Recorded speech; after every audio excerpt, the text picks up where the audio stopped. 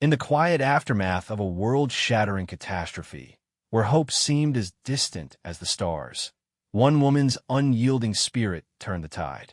Her name was Elena Vargas, a survivor who defied the odds not with superhuman strength, but with raw determination and a single precise act that echoed through history. This is the tale of how isolation forged her into a legend, proving that even in the darkest void, human resilience can ignite a spark of triumph. Watch as Elena grows from a broken soul into an unbreakable force, reminding us all that the impossible is just a challenge waiting to be met. Elena Vargas had always been the quiet type, blending into the background of her bustling city life as a structural engineer in New York. At 32, she lived a routine existence, mornings filled with coffee and blueprints, evenings with books, and the occasional jog through Central Park. Her world was predictable, safe, until the day the skies turned against humanity. It started with warnings on every screen, a massive solar flare, unprecedented in scale, hurtling toward Earth. Scientists called it the Carrington Event Reborn, but amplified 100-fold. Power grids would fail, communications would collapse, and civilization as she knew it would unravel. When a flare hit, Elena was in her high-rise office, reviewing designs for a new bridge. The lights flickered once, then died. Outside, chaos erupted. Cars stalled on streets, planes plummeted from the sky, and fires bloomed like deadly flowers. She watched in horror as the city descended into pandemonium. Looters roamed, families fled, and the air filled with screams. Elena tried to reach her family, her parents in Florida, her brother in California, but phones were dead, the internet a ghost. She barricaded herself in her apartment, rationing canned food and water from her emergency kit. Days turned to weeks. The radio sputtered sporadic broadcasts. Governments had fallen, satellites were fried, and survivors were banding into fragile groups. But Elena's building caught fire from an unchecked blaze nearby. Flames licked the walls, smoke choked the halls. She grabbed her backpack, filled with tools, a flashlight, and her grandfather's old hunting rifle, and fled into the ruined streets. Alone now, truly alone, Elena wandered south, toward what she hoped was safety. The disaster had isolated her. Friends were scattered or gone, and the once vibrant city was a skeleton of twisted metal and ash. She encountered dangers early, a group of desperate scavengers who eyed her supplies. She ran, hiding in abandoned subways, her heart pounding. Hunger gnawed at her, and doubt whispered that she wouldn't last. But deep inside, a fire kindled. Her engineering mind kicked in. She rigged simple traps for small animals, purified water from puddles using cloth filters, and mapped routes on scavenged paper. One night, under a starlit sky unpolluted by city lights, Elena reflected on her life. She'd always played it safe, avoiding risks. Now, survival demanded boldness. She practiced with a rifle, aiming at distant cans, her hands steadying with each shot. The disaster had stripped away her comforts, but it revealed her core strength. She wasn't just surviving. She was adapting, growing sharper with every hardship. Little did she know, the real test lay ahead in the ruins of a fallen world, where one impossible act would define her legacy.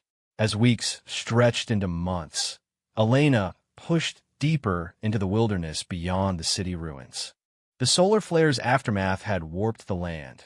Rivers swelled from melted infrastructure, forests reclaimed highways, and strange weather patterns brought relentless storms.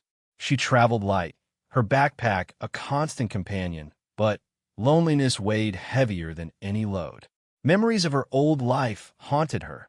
Laughter with colleagues, holidays with family. Were they alive?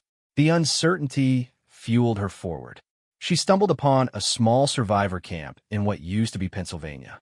Tents huddled around a central fire, guarded by wary sentries. Elena approached cautiously, hands raised. The leader, a grizzled man named Harlan, eyed her rifle suspiciously, but let her in after she shared some foraged berries. The camp housed about 30 people, families, elders, a few kids. They traded stories. The flare had caused global blackouts, sparking wars over resources. Governments were myths now. Survival was tribal. Elena integrated quickly, using her engineering skills to fortify their defenses. She designed a water collection system from salvaged pipes, earning respect. But tension simmered. A rival group, the raiders, prowled nearby, brutal opportunists who stole supplies and left destruction. One evening, scouts reported the raiders massing for an attack.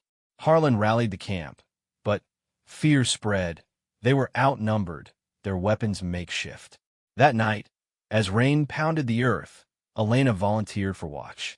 Perched on a hill overlooking the camp, she scanned the darkness. Lightning illuminated figures creeping closer, dozens of them, armed with clubs and stolen guns. Her heart raced. The camp's alarm hadn't sounded yet. She was the first line.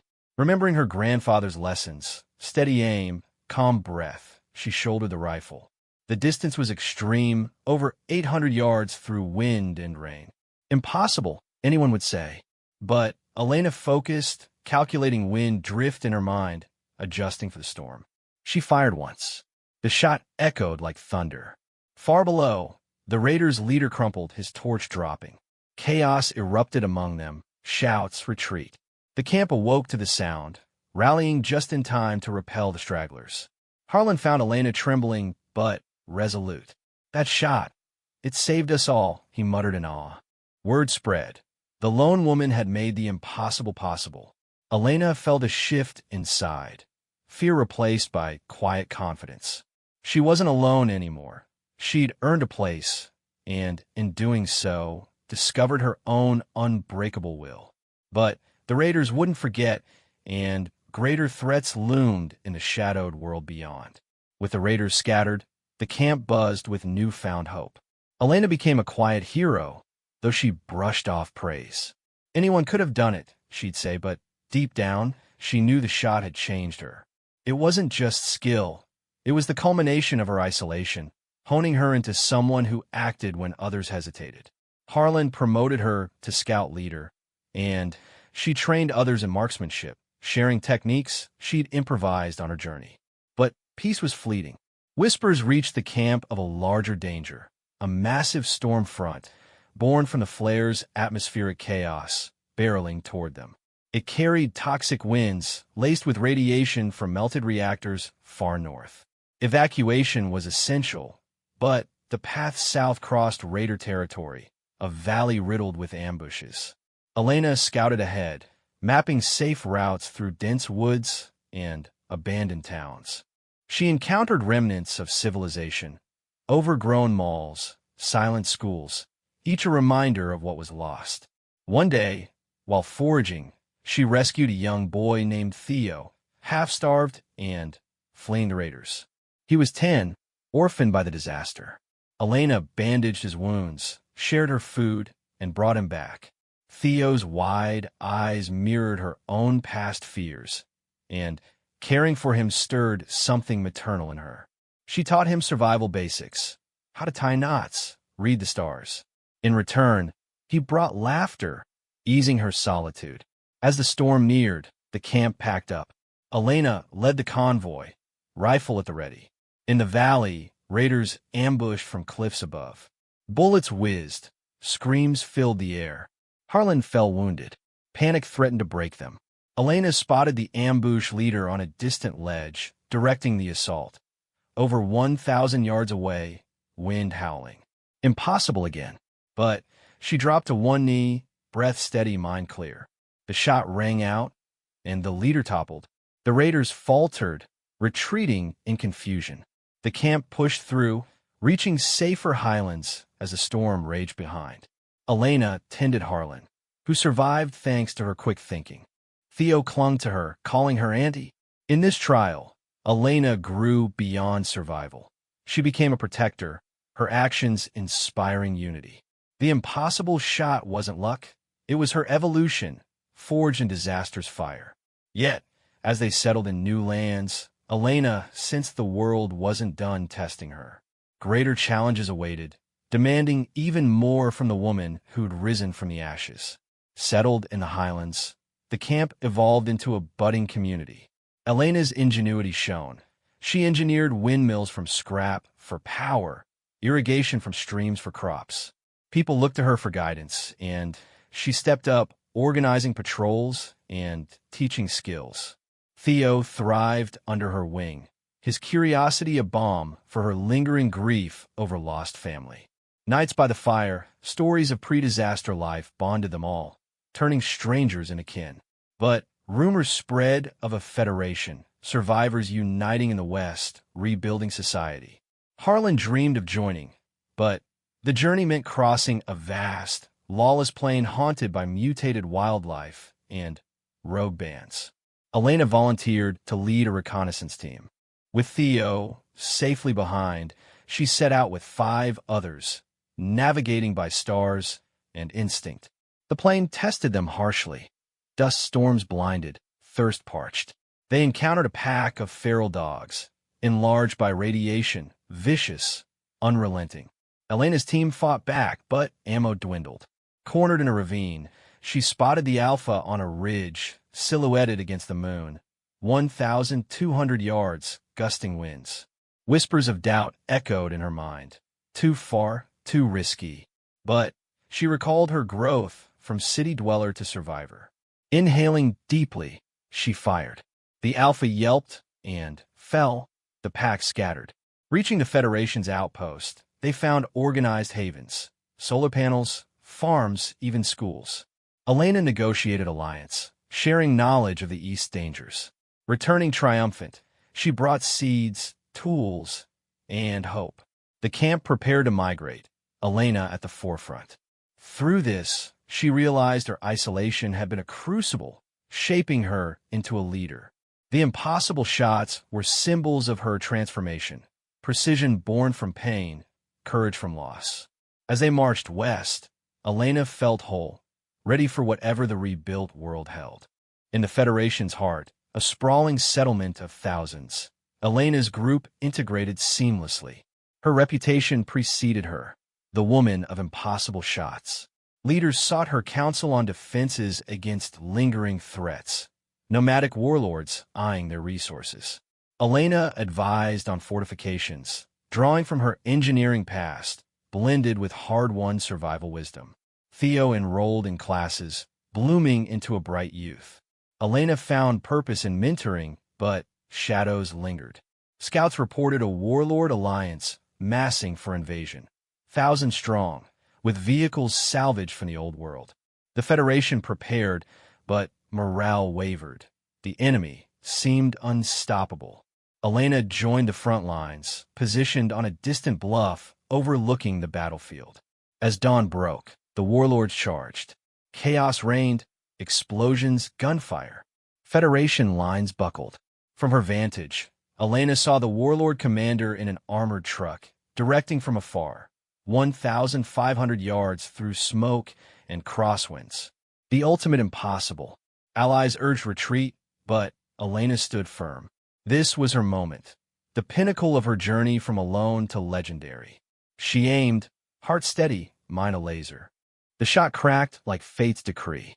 The commander slumped, his forces fragmented, retreating in disarray. Victory surged through the Federation. Elena was hailed, but she knew it was collective strength that won. From disaster's lone survivor to humanity's beacon, her growth inspired all. In peace, she built bridges, literal and figurative, ensuring a brighter future. Her story endures, a testament that in adversity, one person's resolve can redefine the possible. Years passed in the new world the Federation built. Elena Vargas became more than a hero. She turned into the quiet strength that held everything together. People no longer called her the woman who made impossible shots. They simply called her Elena. Children grew up hearing her name the way old stories spoke of wise leaders from before the flare. She never asked for the attention. She just kept working, building, teaching, watching over the growing settlement like a mother watches over a large family. The Federation now spread across 3 valleys in the Western Mountains. Tall wooden walls protected the main town. Inside, streets lined with sturdy houses made from stone and recycled metal. Solar panels caught the sun on every roof. Small farms grew wheat, potatoes, beans, and apples. Children ran between the buildings, laughing without fear of sudden danger. Elena liked to walk these streets early in the morning. The air smelled clean. Birds sang again. Sometimes she stopped to fix a broken gate or help lift a heavy beam. People always smiled when they saw her coming. Theo was no longer the scared little boy she found in the woods. At 17, he stood tall and strong.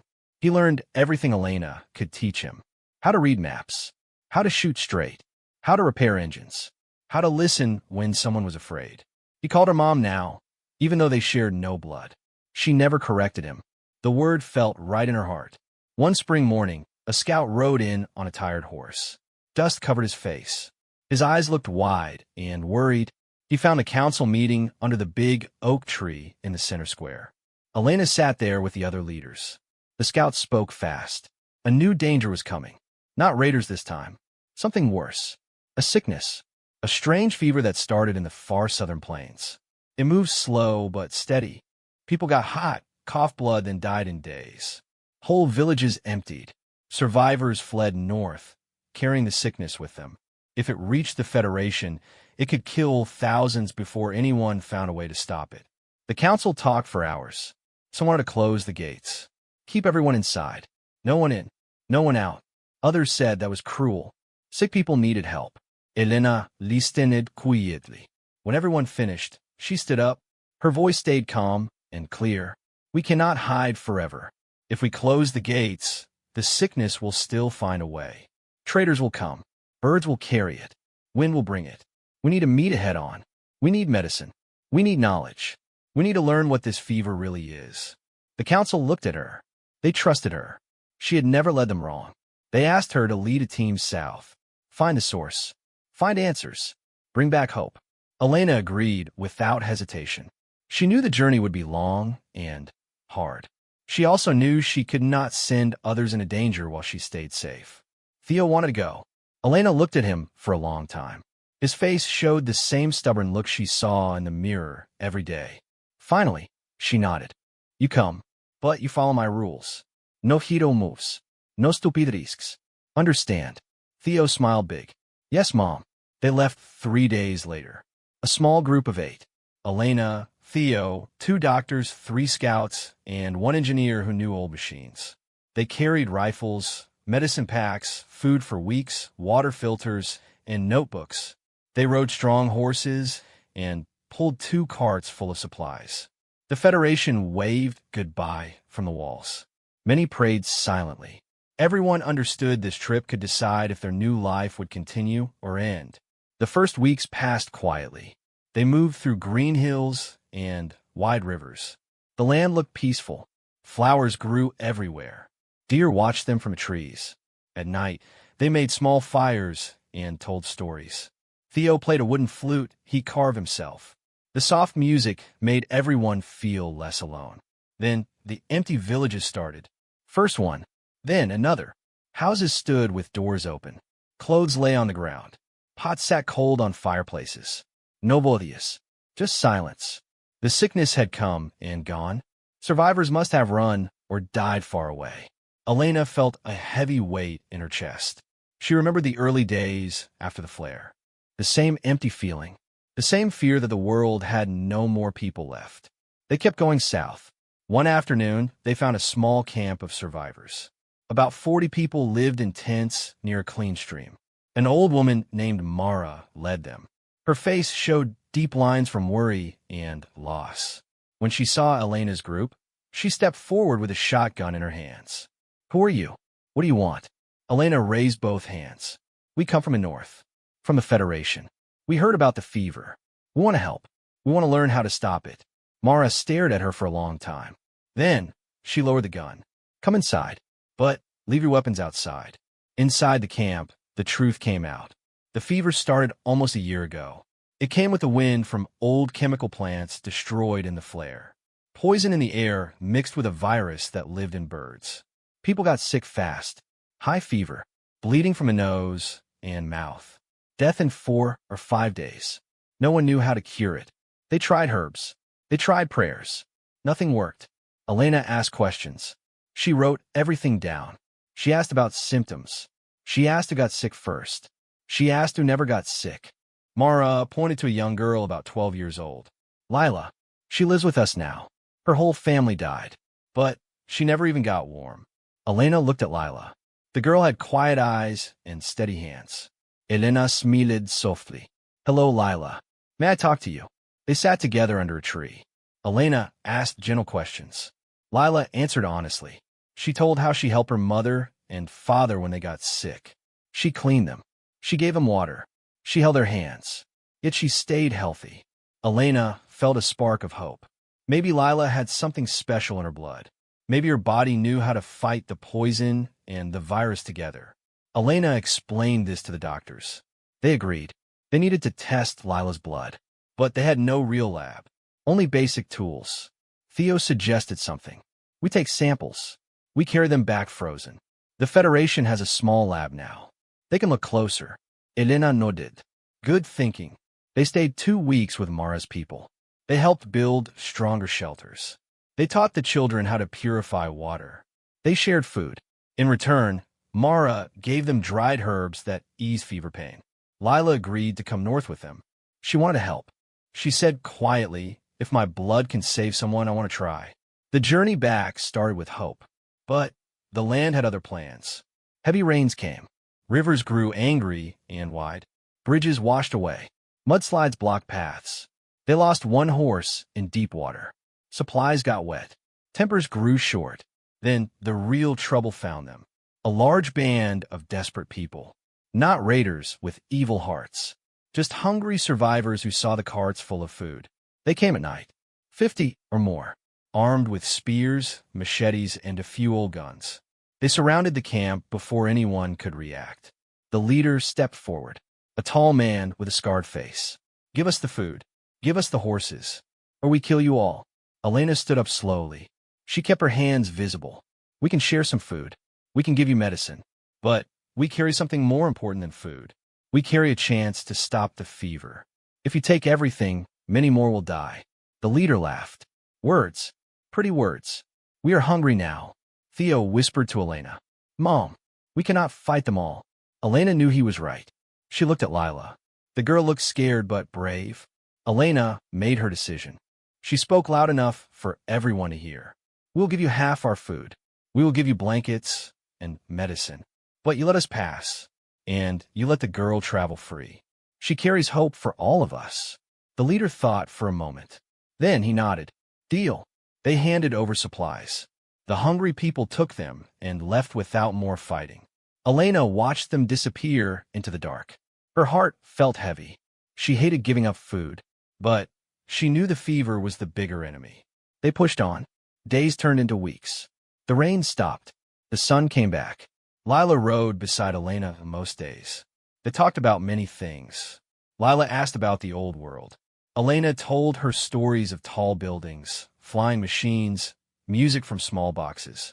Lila listened with big eyes. Sometimes she smiled. It made Elena feel young again. Near the end of the journey, they reached a narrow canyon. High rock walls on both sides. A perfect place for an ambush.